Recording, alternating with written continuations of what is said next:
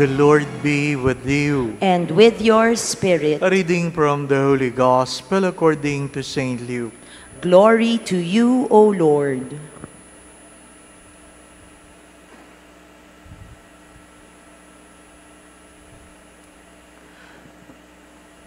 When the time arrived for Elizabeth to have her child, she gave birth to a son.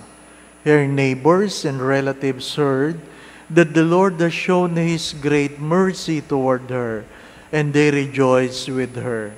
When they came on the 8th day to circumcise the child, they were going to call him Zechariah after his father. But his mother said in reply, "No, he will be called John." But they answered her, "There is no one among your relatives who has this name." So they made signs asking his father what he wished him to be called. He asked for a tablet and wrote, "John is his name." And all were amazed. Immediately his mouth was opened, his tongue freed, and he spoke blessing. Then fear came upon all their neighbors, and all these matters were discussed throughout the hill country of Judea. All who heard these things took them to heart, saying, What then will this child be? For surely the hand of the Lord was with him. The child grew and became strong in spirit, and he was in the desert until the day of his manifestation to Israel.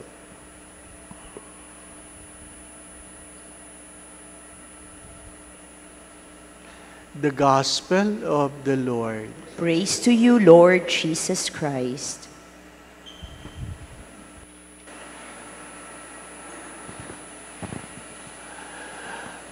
We all know that Elizabeth was barren.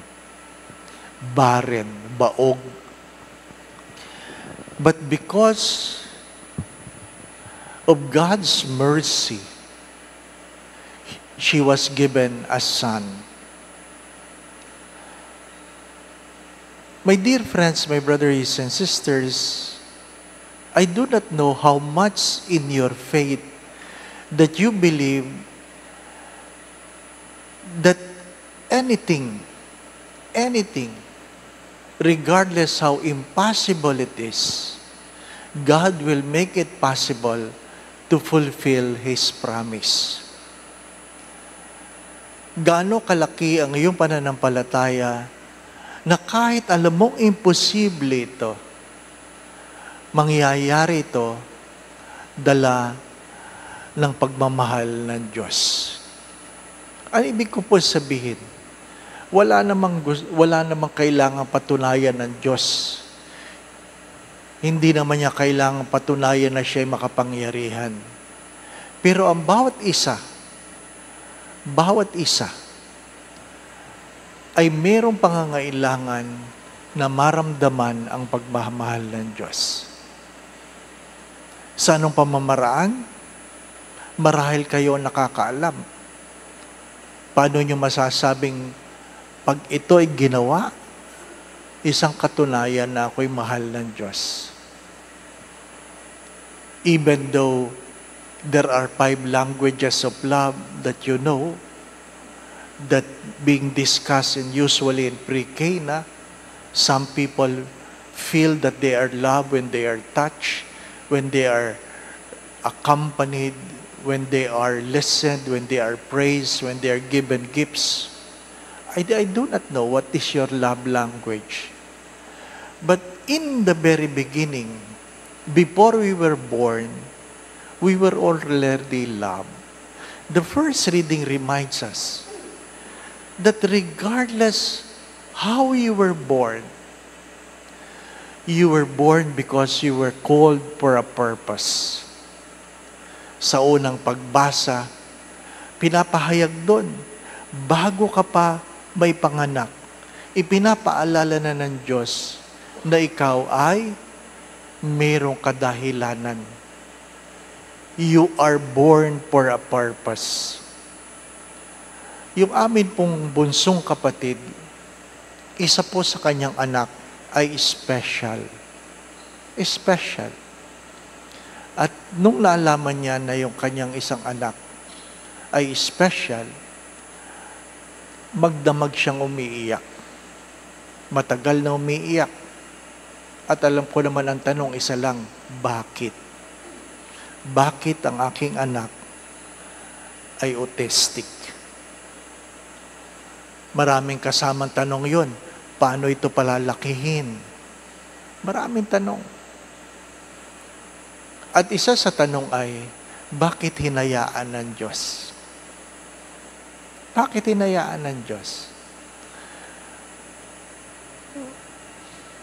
Ang sabi ko lang ay, hindi ko alam. Pero, may dahilan. Anong dahilan? Hindi ko rin alam. Sapagkat may mga bagay na hindi natin kayang ipaliwanag. Binata na ngayon. Binata na ngayon. Marunong nang magluto ng pansit canton. Ano po? Sa madalit sabi, mabubuhay na kung maiiwanan. Pero, hanggang kailan? Ano mangyayari? Hindi ko alam. There are things we do not like. There are things we don't want to accept. There are things we do not want. But it comes. It comes because it has a purpose. Anong meron sa second reading? Pinaliwanag ni Saint Paul ang kadahilanan ng pagtawag kay Saint John the Baptist. Ano sabi ni Steve Jobs? Of course, you know Steve Jobs. When he was dying, one of the best words he said was, you can only look back and connect the dots. You can only look back and connect the dots. Pag tinignan mo na yung kahapon at napagdugsong-dugsong mo na ang kwento, saka mo lang maintindihan.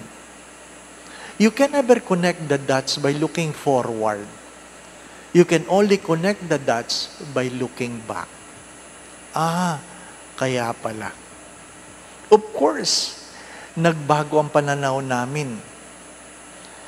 Nung simula, wala akong ginawa kundi i-pray over ang bata at sabihin ko, Lord, please heal this boy. Heal this boy. Until one day, I made the realization that this boy, yung aking pamangkin, si Ivan, is not sick. He is autistic, but he is not sick. Ay ano siya, Father? He was simply different. There's a big difference between you look at a person who is sick and you simply look at the person as different. Pag ang palaging tingin mo sa kanya may sakit, anong hingin mo? Sana gumaling. Pero pag ang tingin mo sa kanya, siya'y kakaiba. Ang hamon ay sa iyo. Kung siya'y kakaiba, ano ang dapat kong baguhin sa aking sarili? If you look at life in a different way, it invites you to have a different attitude. Sabi nga nila, kung ang tingin mo sa lahat ng tao ay pako, ang hahanapin mo lang sa sarili mo ay martilyo dahil gusto mo lang silang ibaon. My dear friends, my brothers and sisters, everything that is happening around us has a reason. There are things happening in your life you do not like.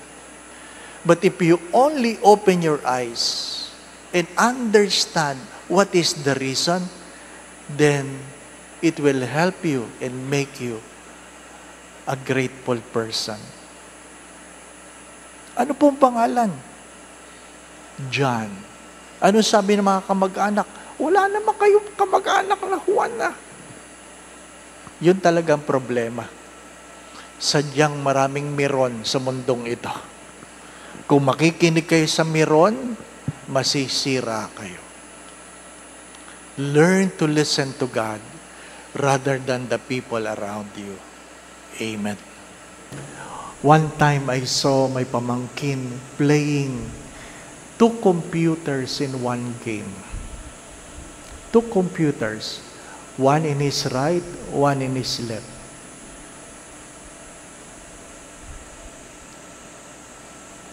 Sabi ko, ano ginagawa mo? Naglalaro po. Sabay, dalawa. It affirms, he is not sick. He is simply different. Kahit ako, di ko kaya maglaro ng 2 computer. There are things you do not understand now. But if you believe, someday it will reveal to you. Don't complain. Just pray. There are things you do not understand now. But if you believe, someday it will be revealed to you. The Lord be with you.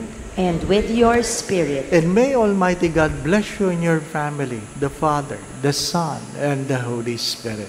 Amen. We go in peace to love and serve the Lord. Thanks be to God.